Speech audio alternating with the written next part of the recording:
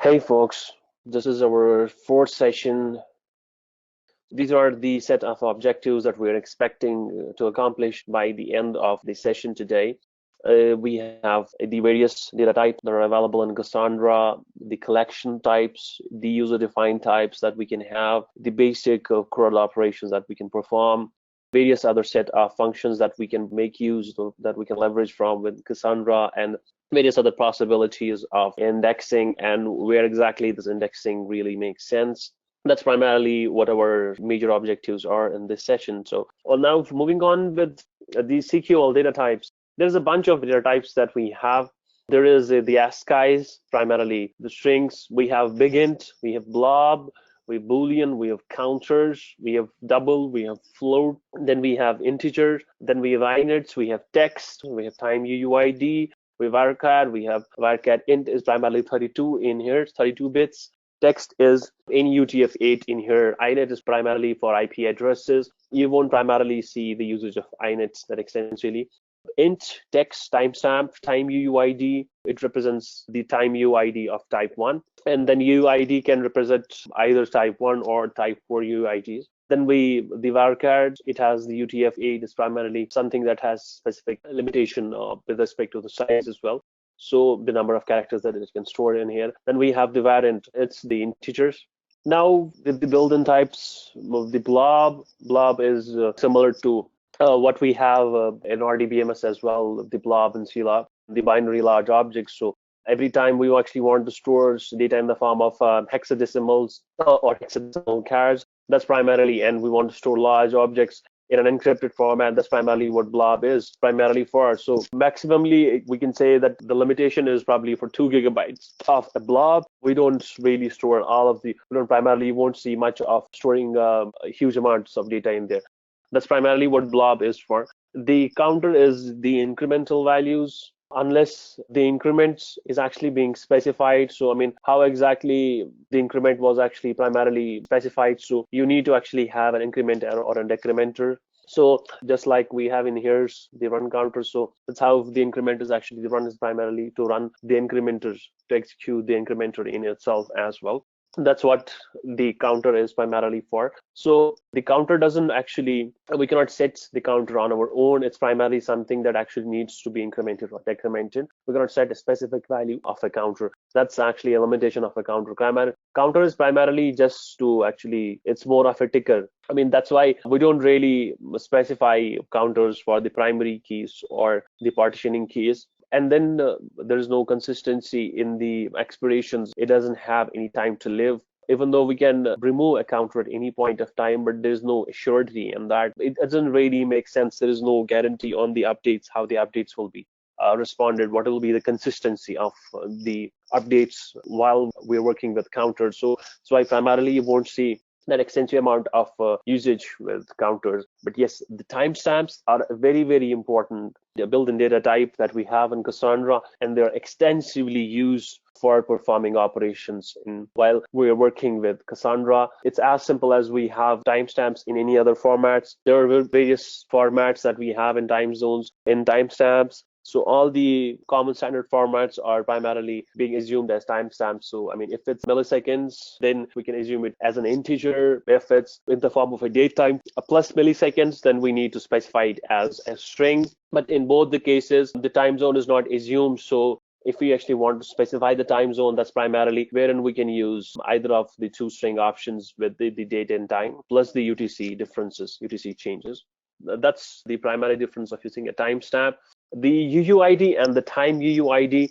UUID is primarily the universal unique ID. It's a unique ID that gets generated based on this system, and that gets generated based on the VM. It's a 32-bit hexadecimal character, so it can be an alphanumeric character, and it will always be differentiated between the dashes. So that is the conventional of how UUID behaves, how a standard UUID responds back. The only difference with time UUID is primarily is based on time. So it's primarily in the nanoseconds. So after 100 nanoseconds, there will be a different time interval that actually gets created off. So it's a good catch to actually make use of time UUID as the primary key. It's always a good advantage of working with primary keys in there. Then in collections, there are a very important useful type, a useful part in working with collections.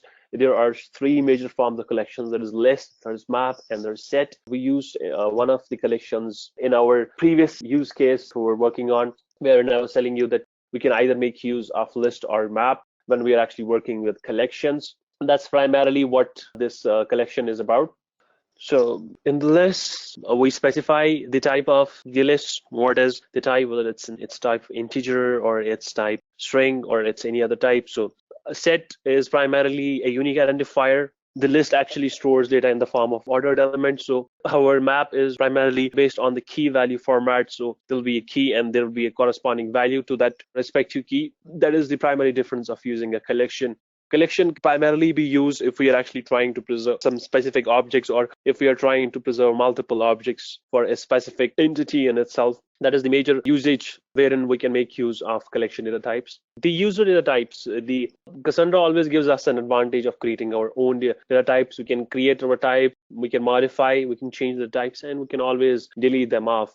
Now, there are ways of actually creating data types. We define the create type, the name of the attribute, and then what is the format of corresponding type. So this is primarily wherein we can actually specify. This makes more sense if we are actually making use of a type that is actually available for more complex objects. For example, in case of when we are making use of any complex objects, probably something similar to just like in the example we have races, and then we have there's an attribute, a field named birthday of type timestamp, there's nationality, there is weight, and then there's height. So there are four different attributes that are linked to one single type. So the advantage it gives us in here is if we want to actually store objects, if we want to store more complex objects, that's really what specific type actually specifies or refers to. So let's try to explore this on our VM. To give better understanding, it's always good to go through a few examples. Let me log into the machine. Here comes the machine. It's loaded in now. Edureka. Cassandra. Let's start the terminal. It's not started, so it should still show us in the error. It's not starting. Again, it's not starting yet again. It's started now. Describe basis. It's the error. Okay. Now if we go back to see create type, name of we create type, and then the name of, since we're already in the key space, so we don't need to specify the key space. We just need to specify the type name and the attributes that will be specified in here, right? So we create type edu user, and name text, and we have address text. So we have the types describe. Now if we describe the ed user, this is the type for that specific user. Now we alter type, name of the type, ed user. If we want to add more columns, if we actually want to make a few changes, we alter the name of the attribute that we are actually specifying. Where exactly do we want to specify? Suppose this is alters name type, alters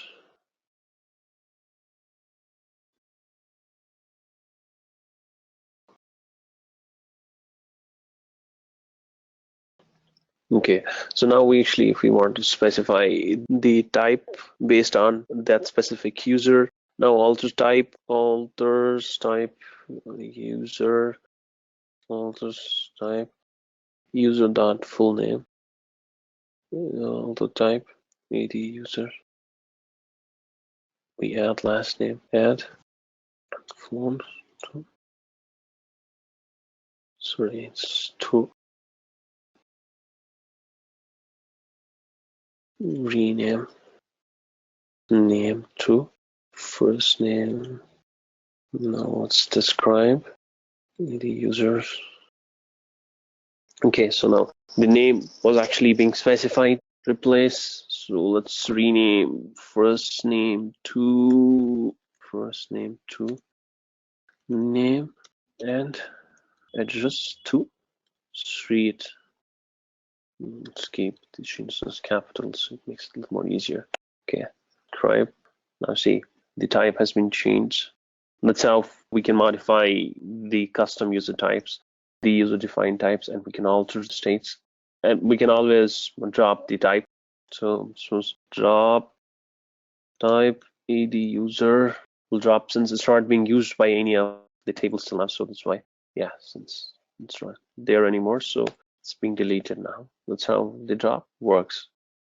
Now we can systematically make use of we can perform any of the operations on the Cassandra data source, whether it's creating an entity, it's modifying the existing data, or it's removing the data completely, all of it. However, there are different ways of actually performing those operations. There are various ways of how we can actually write the data in there. Creating, we always use a concept of insert, but that we will have to update all the values since it's a column-based structure. Primarily, it requires the value only for one single field, that is the primary key identifier, because based on that, it actually makes a decision how we actually want to store data in there, how the data will be separated. However, other than that, it doesn't really require any of the, unless there is no other attribute that's actually being specified in here. Create a table. Let's copy one of the tables in here. Let's create the same table. Paste, execute in here. Describe the tables. We have the tables in here. Insert into pharma stocks. The ID for this one. Select star from pharma stocks. By default, it actually modified all the values that are actually being specified in here. Then I have the identifier corresponding to that specific. On the primary key was mandatory. It did not give me any restriction on the specifying or not putting values for any other attributes other than the specified attribute in here. Now, if we insert the ID, name, value, BSE, NSE, to name, Lupin, 50 USD, BSE. BSE is an integer, so we don't really require one value. BSE 1, BSE is 1,430, NSE is 430. Insert data in here. You select data. Now we have two different records that are actually being specified. That's why it's a column based. So I mean, it doesn't really necessarily require that we put a value for all the fields in there. That's the biggest advantage of specifying it in here. This is how the Cassandra's insert works. Now, if we are actually trying to insert data into the collections, when we have specified the types in there, now we're putting data inside the elements. We always need to specify the values in the form of squared braces and then the comma separated attributes. In case of a list, we can always specify the data in the form comma separated attributes in here. However, in case we want to actually specify, suppose we alter table for stocks, add column, add listing, add pricing, list int. Now we want to add, suppose we want to add pricing. There's 1, 3, there's 1, there's 2, there's 10. Now see, for the list specific attributes, we make use of the square braces in here, and then by default, we modify the changes in there. Now let's suppose we add 5, 4. Let's say 2 again, 10, 2. Now, if we try to alter the table with a set, let's try creating the set of type string, pricing options, create the field. We have a new field now, options. Let's try to create the options in there. 5, 5, 4, 6 options. This is how the structure actually identifies in here that this is the list and this is the int.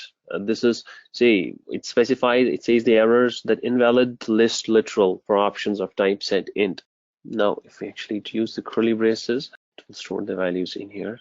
Select the pharmacology, retrieve into here. Now, since it is a set, so it will always remove the duplications in there. It will not specify. So the difference, the thing that actually differs from the list as compared to a set is that it maintains the insertion order. The list, it doesn't care about the duplication. Second, it is always referred to as squared braces within the CQL. And then in case of set always removes duplication, so you won't get redundant data in there. Second, set will primarily not really work in case of round braces, so it will always be within the curly braces. That will be specified in here. Now let's try to change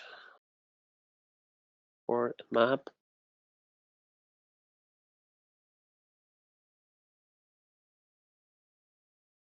See, it's actually specifying that the attributes are not really specified inside the specific attributes in here. What we do is we specify text. Now if we retrieve the data, there is a new competitors now. Insert into competitors.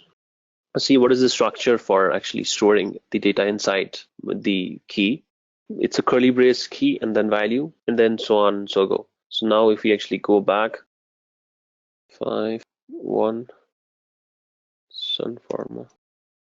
Sunpharma catalog.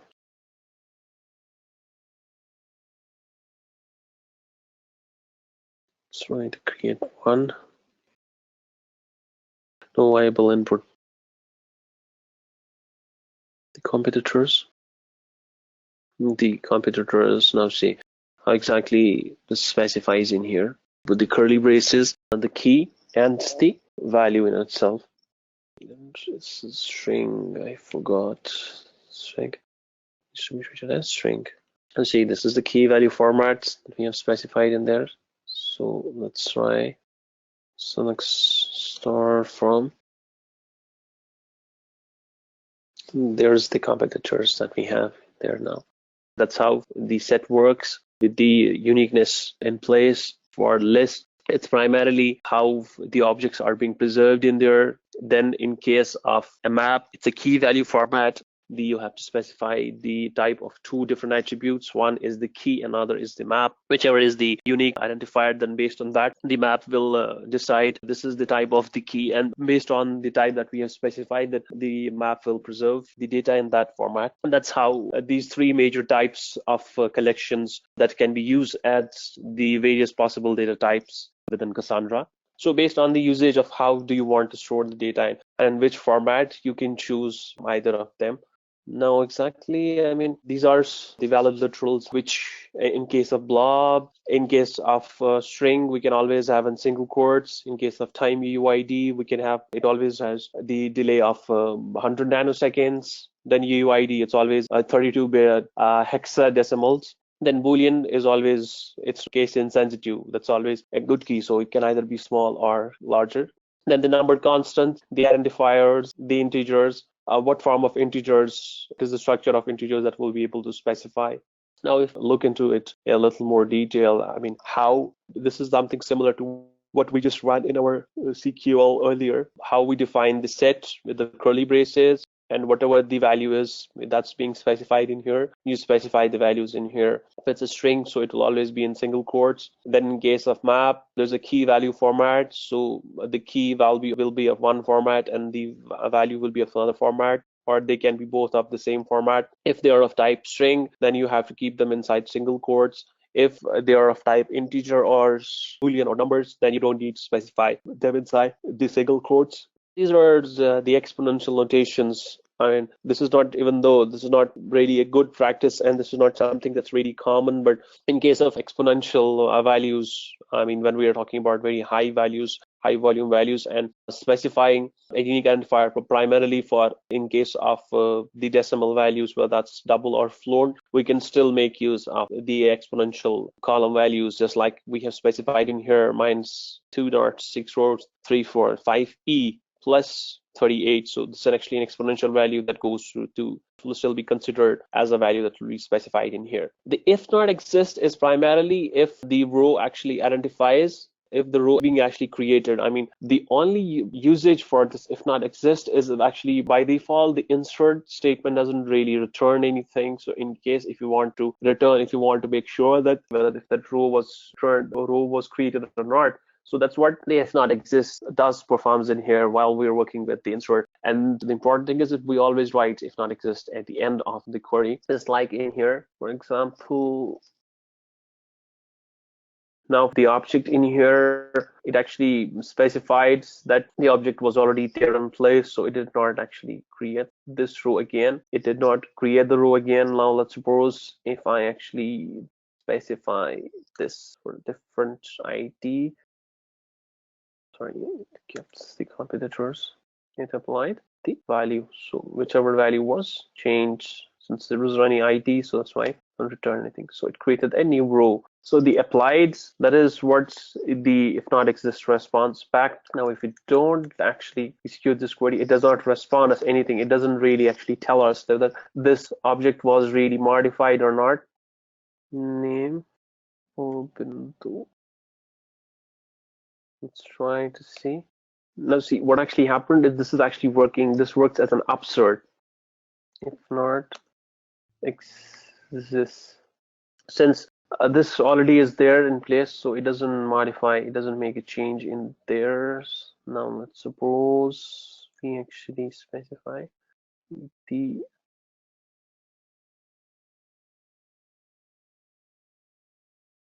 value. It did not modify the value since the file was already and there was no specific. See, the value for Aurobindo is still empty. For 7th, so the foremost, since this was already existing, so it did not execute anything. That's why it returned as false. It doesn't recreate the field. That is the difference between actually making use of if not exist or directly using an insert statement. It actually helps us off to add and tell us that it tells you or gives you the information that this field is actually, this row is already in place. It's already available in there. The time to live is actually specific for if you want to give a lifetime to the attributes that are actually being specified in there. And this is actually how the tombstone actually calls off. They get eligible for tombstone when we actually do the cleaning, when we do the compaction, and since we're actually removing it off as soon as it goes off. If we have, they get marked for deletion. As soon as they get marked for deletion, the tombstone actually gets enabled off. Tombstone gets active, and then as soon as the data is actually being specified to the specific lifetime of that attribute, then based on that, it will be actually available for those specific set of columns. So now let's suppose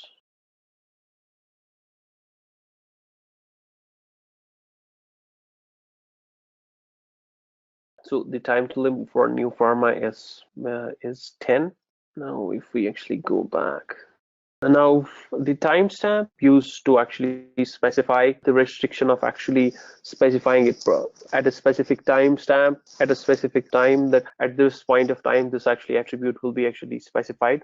If you want to store the data insert data at a specific time interval, that's what the timestamp block is specified used for. Now, since this is actually since we use timestamp for at a specific position or a specific location, so that's why primarily we will not be able to preserve the timestamp, not be able to use timestamp with the if not exist statement simultaneously in one single query. However, we can use a timestamp as well as the time to live in the same statement in the same point of time. So as soon as it gets inserted at this specific timestamp, it will automatically be available. Then only the time to live will actually be available. Then only at that point of time it will be available. And then based on that, we'll be able to show. That's how the lifetime of this specific row will be specified. The restrictions for creating the data, there's one is with the counter columns. Counter columns is a probable one. And then we can actually create a new table in the Keyspace in a different session altogether. We cannot do that. We cannot insert results unless, now if you go back in here. Now see, the time to live for new pharma was 10 seconds. Now if you see this new pharma got deleted off automatically. The reason for that was its time to live was 10 seconds. So as soon as it reached the 10 seconds tenure, it died off.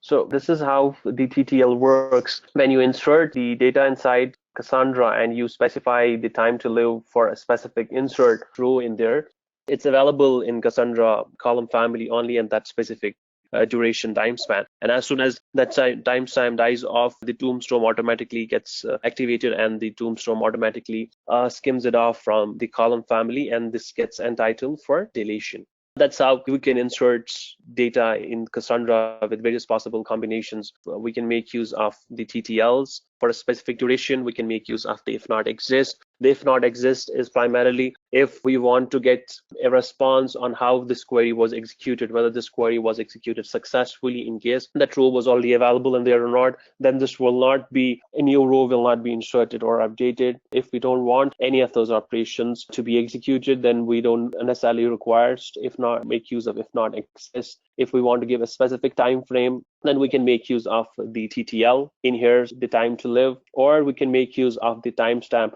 based on which we can specify that at this specific timestamp, these attributes will be actually preserved, or these attributes will be saved off. However, the issue in here is that Cassandra doesn't allow us to preserve both if not exist as well as the TTL at the same point of time. We can use either of them, but on the other hand, we can make use of the time to live and timestamp in one single query at a single point of time. In that process, the execution first goes on with the timestamp at which point of time this data will be inserted, and as soon as that timestamp is reached off, then post that, the time to live actually gets enabled off, and post that interval, as soon as the data is actually inserted off, the lifespan of that specific row actually starts off.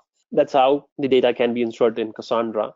And now, when we're talking about the retrievals, there are various possible ways of retrievals. The first one, the simplest one, I just showed you off. Using the star, so that means it's an anonymous one, so we'll be able to retrieve all the rows that are specifying in here. Now, in others, to actually retrieving all the data, we can always have the conditional operations, the conditional keywords and conditional statements that we can make use while working with the select retrievals.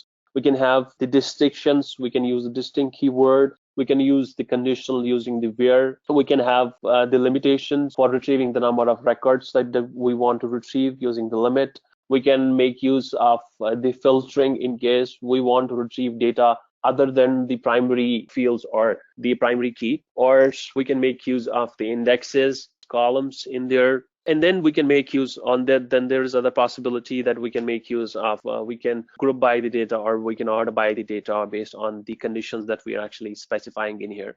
Now in select, if we are actually trying to, there are two possible ways. One is actually retrieving the complete data in using the stars, that means wildcard character, or we can retrieve only specific set of columns, only the columns that we really require. And then we can use the distinction. Distinction is primarily used when we actually want to retrieve the data only that is actually different, that is unique in nature, so that we don't retrieve the duplicate elements in place based on the partition keys as well in place. We can retrieve the fields, we can retrieve the actual columns itself in the form of their direct names, or we can specify some alias names for those columns as well. Let's see in here. It's like we're retrieving all the fields. Now let's suppose if we want to retrieve only specific fields, BSc, NSC, name. So it will give us only the 3 basic fields in here, only 3 different columns, not all of the columns in here. Now, if we actually want to retrieve stocks, now as you see, we're actually retrieving the fields as using the alias name. That's relatively simple and relatively identical to how we retrieve it in the RDBMS on the RDBMS side. So I'm sure people who work in RDBMS, it will be quite easy for them. Now, whenever actually, it primarily makes sense to actually make use of the aliases when we are actually trying to call in from the existing namespace or keyspace. In here, if you see, we don't really make use of, if you see how we're actually calling the from, we don't actually make use of the actual namespace in here since we're already in the namespace. Now, if we actually see the namespaces, let's use system. Now, if we select search, give us an error, right? This is not unconfigured tail bird. If we make use of stocks, the keyspace. Now, if you see, we are able to access the data from one namespace column family a column family that's in one namespace or within the different column family using the name of the Keyspace and then dot the name of the actual column family in here. That's what the from actually specifies. So I mean, it depends on how exactly we actually want to specify. Then the limit, how many number of rows we want to specify, how many number of rows do we actually want to retrieve in one single execution. Now suppose let's use stocks again, go back to stocks. Here it's retrieving me 7 rows. Now if I want to limit only 2, retrieve me the latest rows, 2 rows based on the timestamp that actually it inserts, because by default Cassandra will preserve a timestamp for every record that has been inserted. So the recent most attributes that are actually being inserted will be retrieved in here. So now let's suppose let's do it like this, or give a better picture of which ones are being retrieved. The filtering actually, the condition actually primarily being made use of for the partitioning key. The partitioning key is primarily based on what is the part that will be the part of the corresponding primary key that we have specified while creating the column family table that we have defined earlier. Now, if you see that there are different sections, there are primarily 5 different sections of any UUID that we have in place. When we are actually trying to search based on that specific attribute or that specific key, it doesn't really actually specify the specific partitioning based on the specific primary key. It will actually return or all the partitioning keys that are actually available in this specific partition. So the attributes that are actually being specified or the attributes that are available in there will be actually being specified in there based on the condition. And then if you actually want to do the filtering a little more optimized, when we have multiple columns in the primary key in here, so the first one is for the partitioning key and the second one is for the clustered key. Now if you actually specify the relationship and if you want to retrieve the data primarily based on the combination of both the elements that we have in here, both the columns can be used while actually retrieving the data in itself, the partitioning key structure, as well as the other section of the primary key, that is the clustered key. In this, what happens is that when we are actually using both components of the primary key while retrieving, so it actually retrieves data. First, it refines data based on the clustered key. The data is sorted, so the data is retrieved based on that. And then it's being filtered using, or it's being again refiltered using the partitioning key part of the actual primary key. And that's how the partitioning key and primary key and clustered key work. Now the group by is primarily similar to how we make use of group by. Suppose stock name 7 group by name. Now see what's the error is in here. Group by is currently only supported on the columns of the primary key got name. Now since this attribute is actually primarily being supported on an ID, that's why you actually are specifying the aggregations based on the partitioning key. That's why now since in here limit 3, so it will return only the first 3 in the list. Since there's not much groupification, since there's no similarity, so it doesn't really help much in actually grouping by. Group by is primarily if you are actually making use of group by, you primarily have to make use of let's try the order by as well first. Let's try the order by name sending. So see the error in here is it's primarily works on the partition key. Now since it's neither equal or nor in, so what actually happens in here is where ID 5. Now see, now since there is no clustered column, there's no clustered column. Let's see, describe table docs. What is the name of the table is formal stocks. Let's try to describe.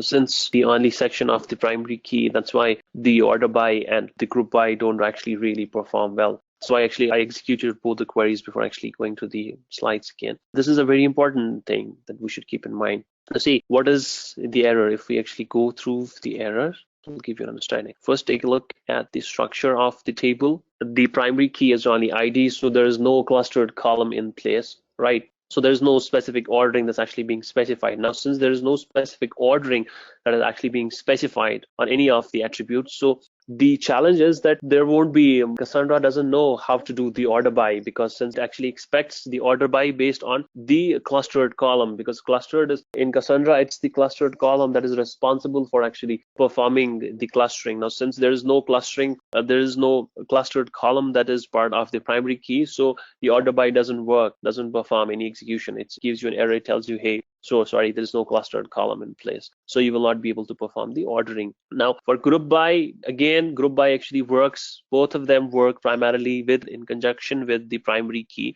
So the primary key, when I say the primary key, it's the partition key section of the primary key. So now it's important that we should have that partition key in place, whether it's while we're actually using the retrieval by where clause, or we're actually grouping it by using that specific attribute. So you have to specify the grouping and ordering based on the primary key attributes or the partition keys.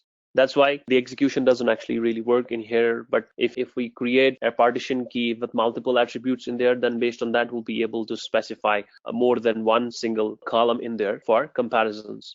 Now, the filtering is primarily, for example, let's suppose, now filtering is an important feature because since we don't actually, let's clear this off first. Select or from formal stocks to retrieves us all of the things. Now, if we actually use a where clause, where NSC is equal to 420. See, it will tell us that this is not applicable since you're not actually, this is not a primary column. So Cassandra doesn't really understand how performance will behave. So what we do is we enable filtering.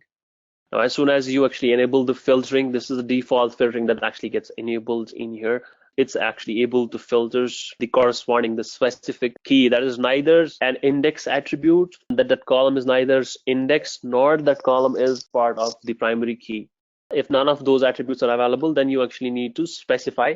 You have to enable the filtering for that specific condition. So Cassandra bypasses the conventional performance shrinks and the performance optimizations to actually make sure that we are able to retrieve the attributes that can be part of the clustered or non-clustered columns.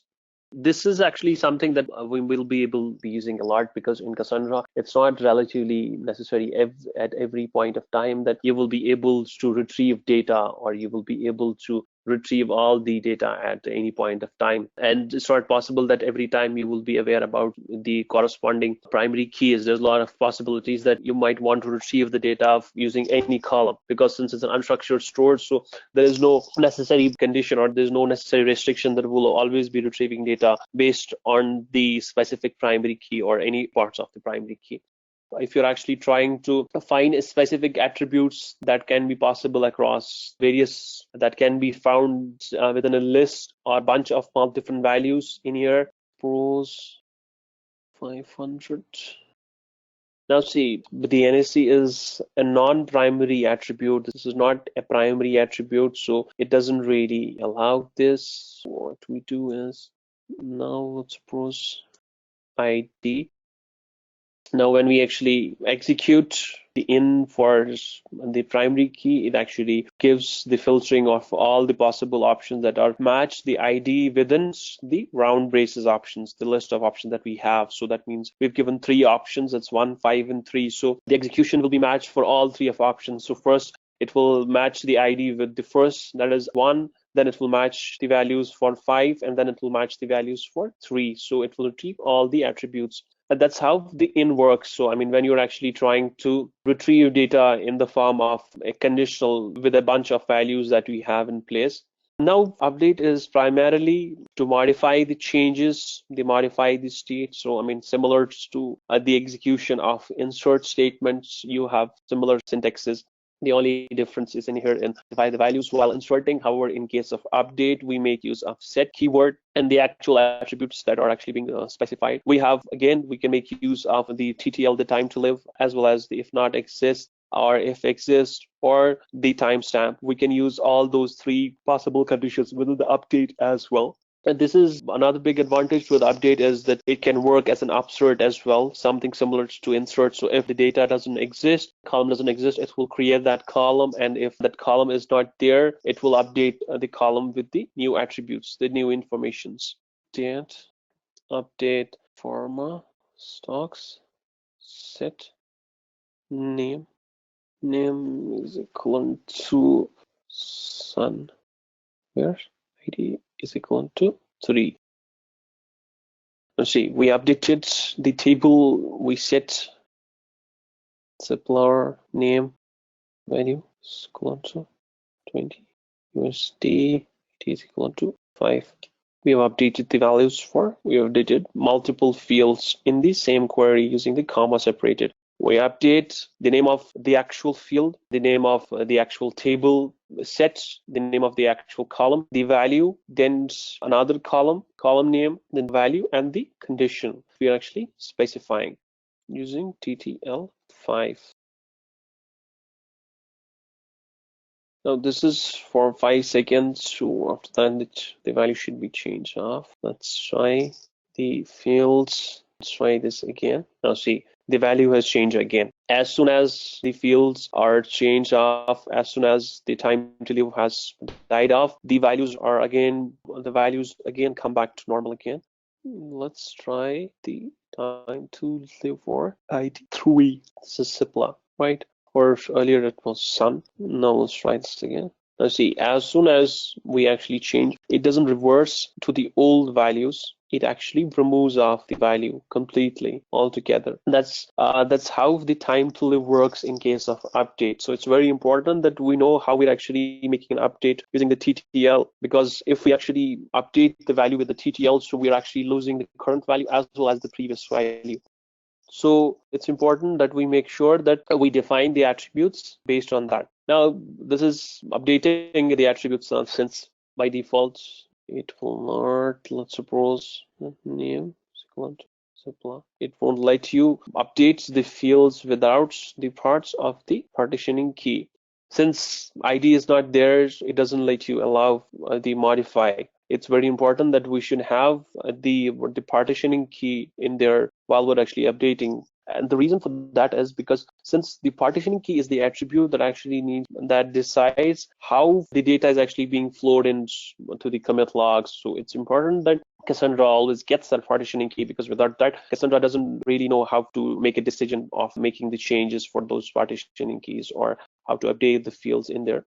And then we can define a specific partition with including in case of the conditions that we are specifying. We can update the list as well. We can update any possibility, well, that's a list or that's a map, any of the other operations. Now, deleting, we can always delete multiple columns or multiple fields based on the conditions. There's a possibility that, or we might actually remove all the fields in here. So for example, let's suppose that we actually want to delete value, delete the field name, the actual column name, value from forma where ID is equal to 5. Select from forma where ID is equal to 5. Now what it actually changed was it's removed the value. It deleted only the specific columns in there. Now if you actually want to delete the complete row, we call delete from where ID is equal to 1 to delete the complete row. Select star from forma ID is equal to 1. It does not return anything since that field is not available in there. Star, now let's try to retrieve all the fields.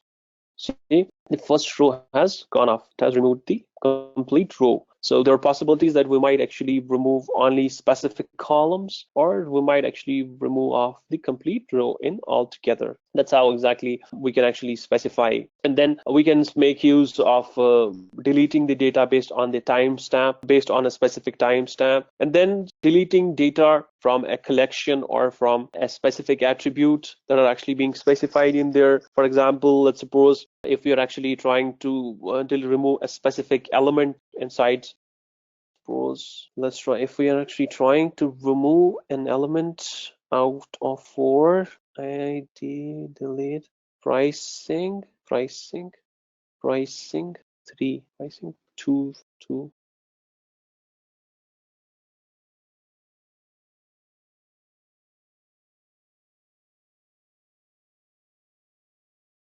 Now, if you see, based on the indexing of 2, That means it deletes the element that is index 2 of pricing from column table farmer stocks, where ID is equal to 4. So that means the ID is 4. That means this row inside pricing, the element that actually stands at the second index. That means 0, 1, 2. That means 18. That's what 18 is missing off. It removed off the element at a specific index. Same can be applied for map as well, based on the key that is actually available there. So let's suppose the key is, where is a key? That's 6. Okay, competitors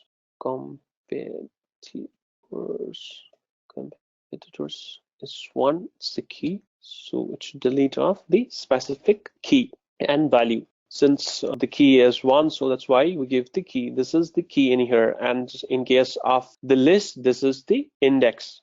So this is an important difference. You should know that this is the index in case of the key, in case of a list, and this is the key in case of a map. So this is the name of the index, a name of the key in case of a map. So if this is a string, or if this is an alphanumeric number that has been specified as key in competitors, for example, then we need to specify it accordingly.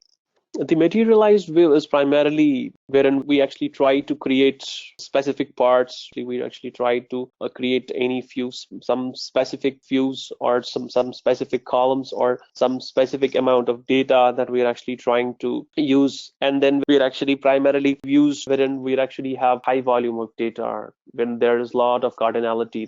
That's where materialized view primarily makes sense. When there is a lot of amount of data that's actually in there, that's why we make use of the materialized view. For defining materialized view, we have to create it. It's something similar to what we create a materialized view. We define the materialized view using the create statement, and then we specify the select statement on which attributes we actually want to create. So there are 3 major sections, 3 major components of that the materialized view comprises of. The select statement that actually retrieves the data, that will be the part of data, the primary key information for the specific materialized view, and the options for the view, and the options that will be available for creating the view in itself. Just like in here, we create a materialized view from wherein the conditional statement is from, and where this is the conditional statement, this is the primary statement, this is the optional statement.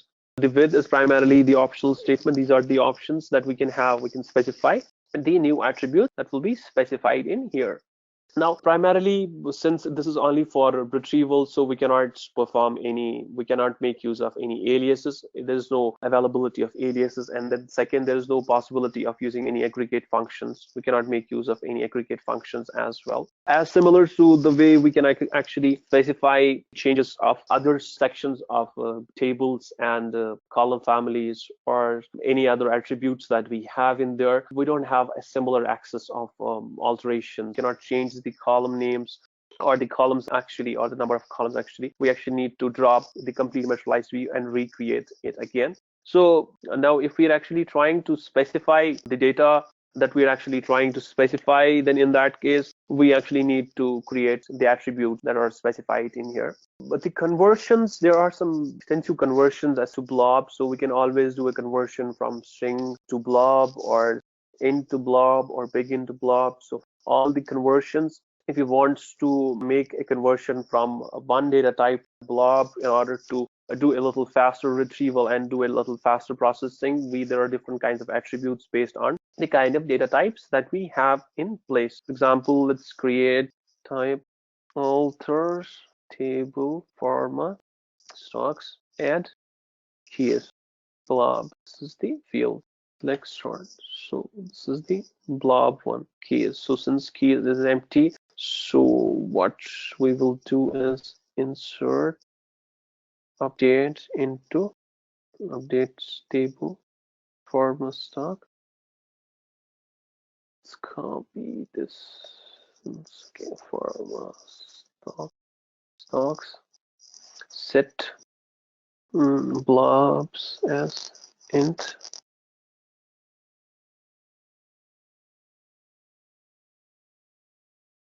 Sorry, it's update. This is the blob conversion of the actual data that was of type int. So that was for the text conversion. So for all the attributes, for all the types of data types that we have, based on that, we can actually specify the conversions in there.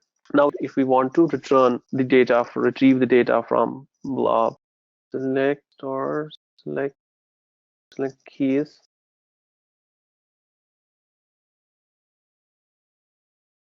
Since there was only one case, and that's why they actually did the conversions, comma, blob, int keys.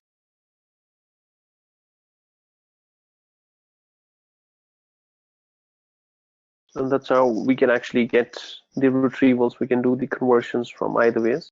The time UUIDs, we can always have the date of, and now the min max, the Unix time of timestamp off. The time UUID always gives you the time specific informations, the date of the now, the max time UUID, the min time UUID. It generates the maximum time UUID, and by default you don't necessarily require to specify it. It automatically requires the time UUID. However, if you actually want, you can specify the time as well in there. Then based on that, it will generate. Then the Unix time is primarily the Unix timestamp, the format in Unix. So based on that, you can generate the timestamp that we have in there. Then the tokens, when we're actually creating the tokens, we can actually specify the range of tokens, how the computation of the tokens can be given by how the tokens will actually look like in the partitioning key while we're actually trying to define the keys in there. That's how the tokens actually specify in here. The time to live is actually, the data is actually being marked for the tombstone. So we don't necessarily, then the aggregate functions are actually more useful, that make more sense. Aggregate functions are relatively very easy and simple. There's counts, there's max, there's min, there's average, there's sum. Examples like we have count 80, 6 store, 6 again. Showing errors since it stores max ID to give you the maximum ID. The minimum ID, the smallest one, give you the smallest one, the average, these fours, the sum of IDs, no sum. The advantage of using aggregate functions is we can still perform the other queries that are actually applicable in here. We can still perform the conventional retrieval of fields other than the aggregate operations while working with Cassandra. That's always a good advantage. So, I mean, in the aggregates, whether we are using counts, giving the total number of fields, the sum, the addition of all the fields, or we can always have some user-defined functions. We can create a function, and then based on that function, we can have how we actually specify a function. The creating a function is, we can always write functions in Java, since Cassandra is primarily a Java-based application, so we can always write functions in Java and then actually move on and let those functions be applicable here. And then based on that, we can actually make use of those functions within Cassandra in itself. We can always drop the functions in there in place. For example, if we actually try to create a function using Java's functions or Java's predefined or any of your own predefined functions. So based on this, so make sure that that specific function class is available in the class part, then only this will work. And in here, the example is primarily is working on a standard Java function that's already available in the Cassandra library. However, in case we have any custom user-defined function that you want to use within Cassandra, for that, you will have to make sure the library for that is already available within the Cassandra's lib, so that when you're actually creating the user-defined functions, it's actually able to access it from that specific location or specific file. In here, it's very simple. The create function, if it's not available, you may or may not make use of the if not exists, the name of the function, the input parameter, what is the type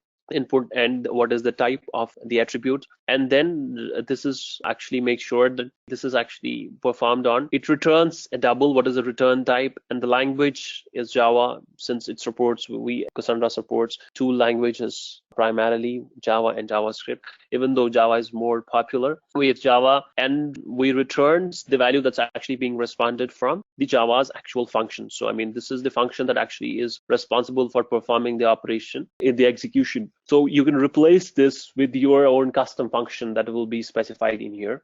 You can drop, once you can drop the function at any point of time. Whatever is the name of the function, you can drop that function in here. For the security has actually improved a lot. There's a lot of authorization, authentication that Cassandra actually supports.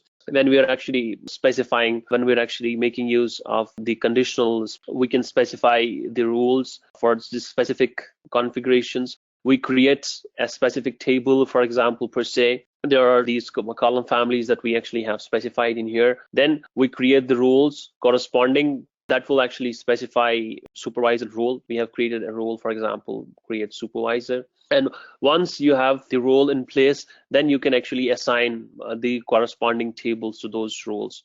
Now, if you actually, what kind of operation do you want to perform? That's based on the rules that you actually will specify on those specific column families. For example, if you actually want to make any changes, if you want to modify, then you make use of the modify grant. And then if you actually just want to make use of select a read-only role, you assign him with the select. So it's very simple. Grant, modify, this is the role, right? This is the permission. On which column family do you want to specify? The column family is orders, and what is the role? This is the role name.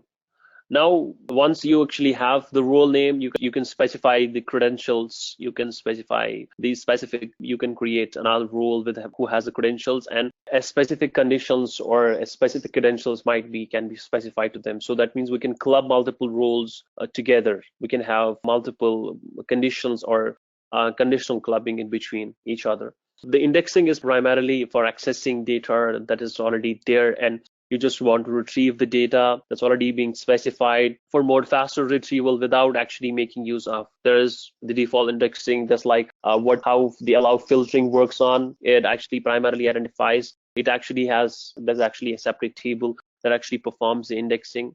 Or we can make use of the custom indexes. We create the index on our own on a specific field, and then we can delete the index if required.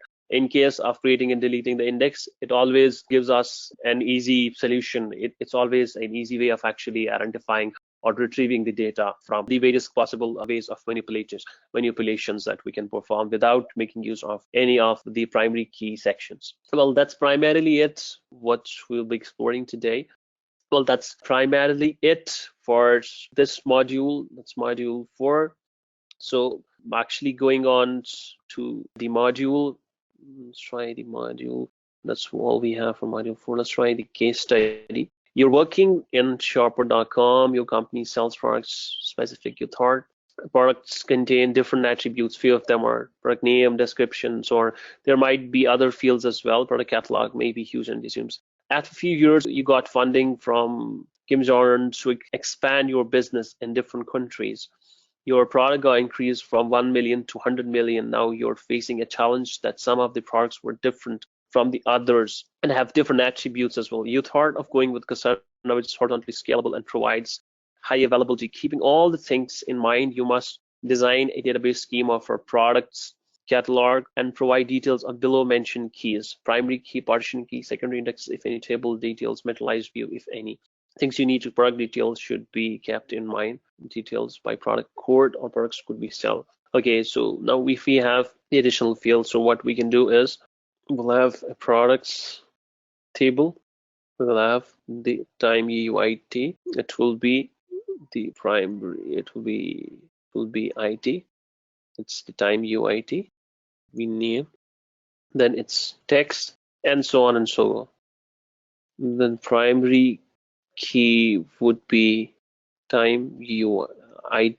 It's ID, it's Timeuuid. So it pure increment, so we don't need the creation date. We need the product name. We need the name. That will be the second component of the primary key. Then we can define some secondary indexes.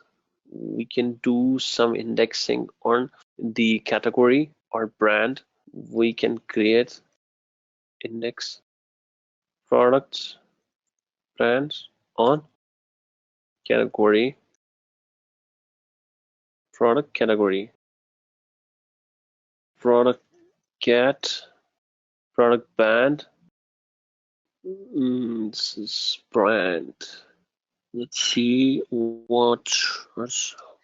Okay, we'll have the products.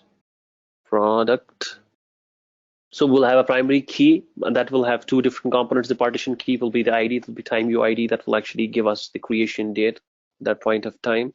The second will be the name of the products that will be responsible for sorting the data in the clustered. So that will work as the clustered key in there for the primary key section of the product. And then I will create two different indexes, one for category based on the category, the product, and another for the branding. So the indexes will actually help us in specifying the details in there.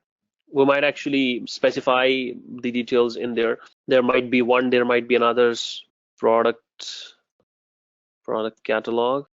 That will be another table. Then there might be sellers that will have the link to the, it will have product, it will have the product IDs. So it will have different product IDs in there. So because there might be different sellers in there, so this will actually define the relationship from the sellers to the products. Then there will be product catalog. Then there will be brands. There will be brands ID. There will be catalog ID. So these will be the set of tables that we'll have. We'll have a product table, we'll have a product catalog table, we will have a brand, we will have brand table, we will have a seller table in here. This is the structure that might be have. So and then we will not primarily have any materialized views. I mean, they're not that optimal. They don't give an optimal performance. So we will skip across the materialized view. We will only have the secondary indexes that will actually help us in giving an extensive performance. That's all. That's the schema I would prefer to go with. That's how the schema will work, and it will help us in optimizing the views. Thank you again for everyone for joining in this session. I hope you have enjoyed listening to this video. Please be kind enough to like it, and you can comment any of your doubts and queries, and we will reply them at the earliest. Do look out for more videos in our playlist and subscribe to Edureka channel to learn more. Happy learning!